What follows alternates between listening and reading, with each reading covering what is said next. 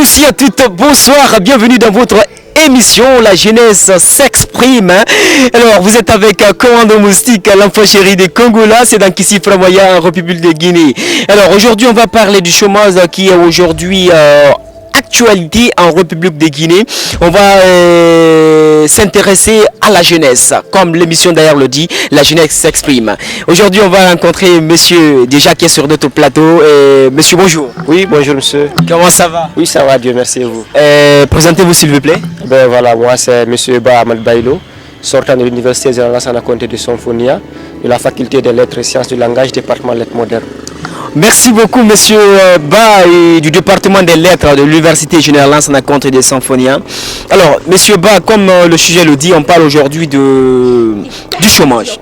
C'est quoi le chômage? Voilà, d'abord merci beaucoup, je vous remercie et je remercie aussi vos téléspectateurs. Déjà le fait de choisir le thème chômage, ça me va droit au cœur parce que présentement je suis chômeur. Bien entendu, je n'ai pas reçu mon diplôme d'abord, mais je n'ai ni service et je n'ai pas encore eu où faire un stage. Bon, parlant du mot chômage, moi je dirais que le chômage c'est le fait que quelqu'un ayant l'attitude et l'aptitude de service se retrouve hors service. Par exemple, moi jeune qui est devant vous, j'ai déjà su, physiquement je suis bien portant et mentalement je suis là, mais je n'ai pas où service. Donc je suis un chômeur. D'accord. Alors aujourd'hui vous avez fini les études. Bon, imaginons que vous avez, disons que vous avez votre licence, mais vous n'avez pas encore d'emploi.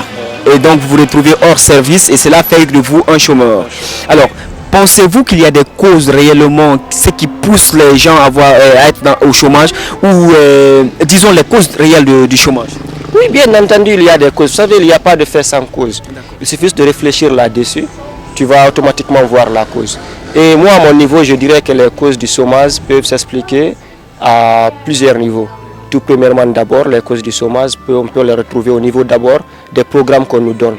Les programmes qu'on nous donne liés à la réalité du pays. Moi, on me donne des cours littéraires et on sait vraiment combien de personnes le pays en a besoin. Et vu cela, je peux me retrouver facilement au chômage. Ça, c'est la première chose. La deuxième chose aussi, c'est la formation du jeune lui-même, moi-même. Le fait que je n'apprenne pas bien ce qu'on me donne. Et quand je pars postuler dans une entreprise, facilement on me refoule. Et autrement, ailleurs aussi, on peut voir le niveau relationnel. Dans le pays, tout se passe comme ça. Si tu n'as pas de relation ou tu n'as pas de contact, ça devient pour toi très très difficile. Mais par contre, il y a aussi des jeunes qui ont tellement la chance, dès qu'ils finissent, on les appelle. Et puis qu'ils ont automatiquement un emploi. Mais moi, je pense que les causes du chômage, jusque-là, c'est que j'ai pu trouver d'abord. Mais bien sûr, il y en a d'autres, mais que je n'ai pas trouvé d'abord. Bon, d'accord. Et vous avez fini d'étudier, vous n'avez pas encore votre diplôme. Mais aujourd'hui, moi, je touche un peu du doigt sur le fait, d'ailleurs, qu'il y a eu des étudiants qui ont fini cette année, j'ai vu sur les réseaux sociaux, qui n'arrivent même pas à faire un tout petit statut pour dire réellement qu'ils ont fini les études. Ce genre de personnes, quand elles se retrouvent au chômage, pensez-vous que c'est la faute à quelqu'un? Oui, bien sûr que c'est la faute à quelqu'un. Et qui? Ok. À ce niveau, les responsabilités sont partagées. Tout premier, d'abord, la personne elle-même, elle est la première responsable. Parce qu'il n'a pas pris son destin en main. Et par ailleurs, il y a des gens à qui on confie nos moyens, à qui on met dans des privilèges pour bien nous éduquer. Est-ce que nous nous sommes une fois posé la question, comment est-ce que ces personnes-là sont retrouvées à l'université? Donc il y a aussi la faute de l'État d'une part, parce que l'État est censé nous éduquer. Et l'État ne devait pas laisser passer ces arts de personnes pour se retrouver dans les universités. Il y a des écoles professionnelles, il y a d'autres activités qu'ils pouvaient développer, aller là-bas. Mais la plus grande responsabilité incombe tout d'abord à la personne elle-même. Mais à côté, il y a l'État aussi, je dirais. D'accord, je rappelle que c'est monsieur Ba, il est diplômé du département des lettres à l'université Général Lansana Conté de Symphonia. Alors, vous avez parlé des cours que vous recevez à l'université, d'accord? Mais quand on parle de ces cours, vous dites la littérature, vous ne recevez que des cours de littérature par exemple, et c'est limité. Pensez-vous que vous pouvez enseigner dans des écoles, mais vous ne voulez peut-être pas enseigner, ou d'ailleurs vous dites que je vais enseigner en attendant que j'ai un bon emploi, n'est-ce pas? Et est-ce que vous avez tenté une fois d'enseigner? Bon, pour le moment, je n'ai pas essayé l'expérience d'abord d'enseigner, parce que tout simplement, c'est pas ce que je veux d'abord. Je viens de sortir, je n'ai pas reçu mon diplôme. Pour le moment, je vais appliquer les cours de communication que j'ai suivis. Mais ce qui me retarde un peu dans ça, c'est parce que je n'ai pas d'abord reçu mon diplôme. Donc je ne peux pas. Côté enseignement, je veux bien le faire, mais pour moi, ce n'est pas un début de carrière pour moi, au fait.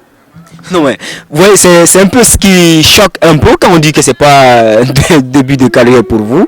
Moi, je me dis que c'est parce que vous ne voulez pas peut-être enseigner, sinon que quand on fait lettres modernes, le plus souvent, ça rime avec l'enseignement. Oui, bien entendu, lettres modernes rime avec enseignement, mais on a des concentrations. On a des gens spécialisés dans l'enseignement, on a d'autres qui ont fait la communication, on a d'autres qui ont fait la littérature de société. Et moi, imaginez que moi qui ai fait la communication, je parte enseigner. Bien sûr, je vais transmettre ce que je connais, mais comment le transmettre? La pédagogie, je ne l'ai pas du tout. Et cela peut contribuer aussi à déformer d'autres élèves qui sont en train d'apprendre. En fait, le métier d'enseignement, c'est un métier noble. Il faut que ceux qui ont appris à enseigner nous enseignent. Ceux qui n'ont pas appris à enseigner, qu'ils quittent les écoles. Ceux qui ont appris à enseigner nous enseignent, ceux qui n'ont pas appris quittent l'école. C'est ce que dit Monsieur Ba, diplômé du département des lettres modernes à l'Université générale Lansana Conté de Symphonia. Alors, Monsieur Ba, trouvez-vous qu'il y a des conséquences au chômage? Oui, bien entendu, il y a des conséquences, parce que les causes sont établies, forcément il y aura aussi des conséquences. Et ces conséquences, personnellement, je peux les situer à plusieurs niveaux. D'abord sur la personne elle-même, ça lui remet dans un état de pauvreté. Et s'il ne fait pas attention, ça lui remet dans un état de pauvreté très très grave, extrêmement grave même. Parce que non seulement il ne peut pas lui-même se prendre en charge, et comment est-ce qu'il pourra aussi prendre en charge sa famille qui a financé sur lui. Et il devient encore un fardeau pour l'État. Parce que non seulement il faut qu'il mange, il faut qu'il s'habille, il faut qu'il se retrouve dans un état de sécurité.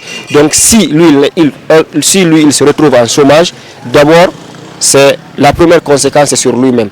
Deuxièmement, c'est sur l'État. Parce que tout ce qu'il devait faire pour lui-même, l'État va le faire pour lui. Parce qu'il n'a pas où gagner. L'homme, ce qui est clair, il faut qu'il mange, il faut qu'il s'habille. Et comment manger, comment s'habiller, il va le trouver. Que ce soit dans le bon sens ou bien dans le mauvais sens. Mais il va le trouver parce qu'il faut qu'il mange. Et si lui le chômeur, il n'arrive pas à se prendre en charge, forcément l'État va le prendre en charge. Et ça devient encore plus de factures pour l'État à payer. Donc je trouve les conséquences à ces deux niveaux. Surtout aussi sur la société elle-même. Parce que l'État est là, lui-même il est là et la société aussi est là. Il peut même contaminer aussi d'autres jeunes qui sont en train d'étudier, mais le voyant sommet, peuvent se décourager d'aller à l'école, pensant qu'après les études, ils vont être comme lui. D'accord. Alors, hormis tout cela, il y a une autre conséquence que moi je trouve aussi très très grave, qu'il faut pointer du doigt. Aujourd'hui, la majeure partie des jeunes chômeurs se jettent soit dans le banditisme, soit dans la prostitution. Quand je dis jeunes, je parle de femmes et hommes et femmes. Dans la prostitution, parce que ce n'est pas seulement que la femme qui se prostitue, il y a les hommes qui se prostituent. Est-ce que le manque d'emploi aujourd'hui ne fait pas que le banditisme et le facteur du banditisme se développe aussi plus en Guinée? Oui, c'est bien entendu ça fait. C'est ce que je disais.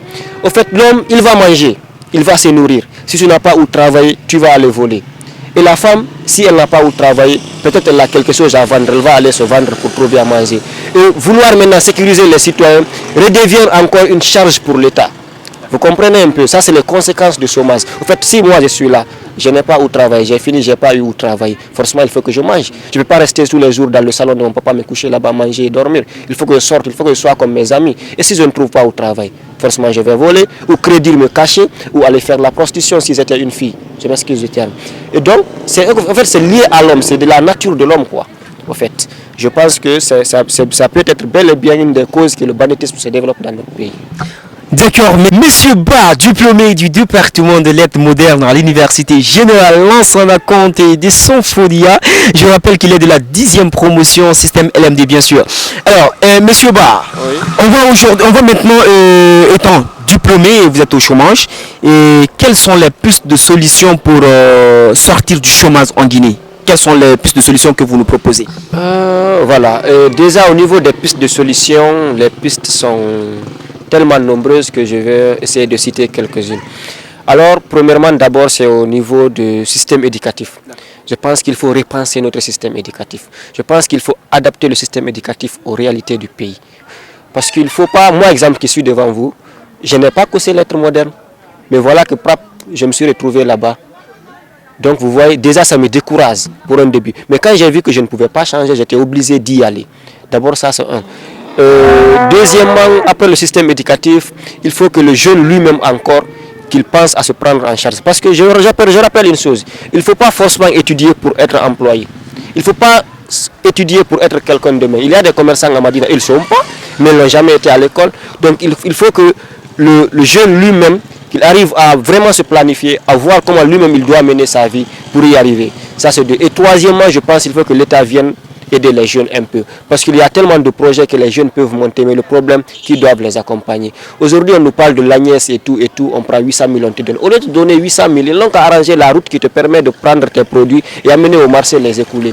Au lieu de prendre 1 million te donner, ils n'ont qu'à venir voir ce que tu es en train de faire dans l'agriculture que tu es en train de faire, amener des matériels et te former dans ce que tu es en train de faire pour te permettre de te performer. Imagine aujourd'hui qu'on me donne 800 000 à manger. Question bonus pour Monsieur Ba, bien sûr. Alors, vous répondrez juste par oui ou non. Vous n'avez pas besoin de contourner ou pas, d'accord? Vous avez une copine? Oui. C'est bien. Dites-moi, vous n'avez jamais été infidèle? Non.